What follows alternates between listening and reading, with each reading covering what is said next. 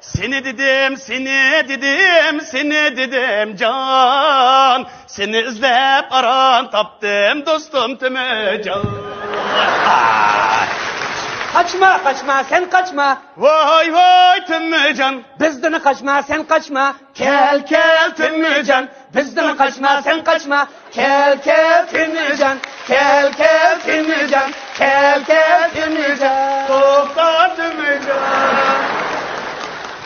Hevesim ba. Tercümanlık. Kelme değsem kaşınge. Kilimen. Lenci kaldım demişke. Bilimen.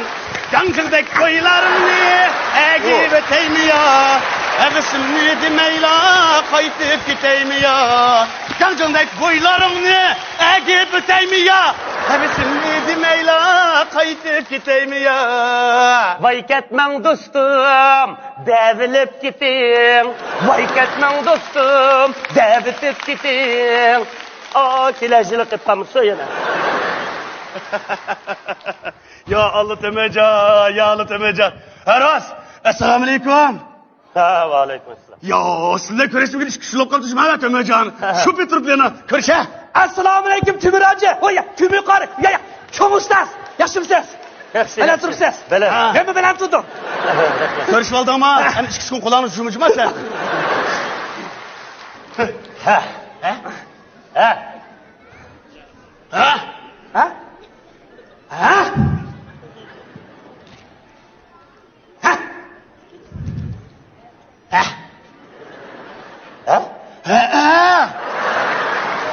Bu nime?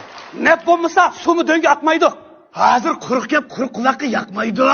Bu zaten nime? Tul. Az olsun 300 koy. Küçük öyle tabaktı 100 kap geliyordu. Eğer mokur kalsanız bir taka kilidi.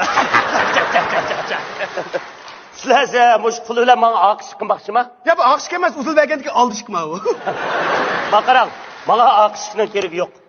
Her kandak gepiniz olsa aldım da o çık deyiverin. Akış kıldım da ne kamlaşma işini kılıp, pak adamını zehirlep özanla parkur kıp koysunlar. Parkur? Ustaz, muş parkurun tercihsi de bana yazı olay. Ne? Parkurun tercihsini. İsit sana belgen bilimim, isit. Bu parkur diyenin tercüm kılamadın mı? Ha? Yaza. Parkur diyenin tercümesi. Şan nenkidirin. Yesim oldu. Bu kim emdi? Tanıştırıp ötey. Ha. Bu yak bana heves kıldığım benim heveskarım.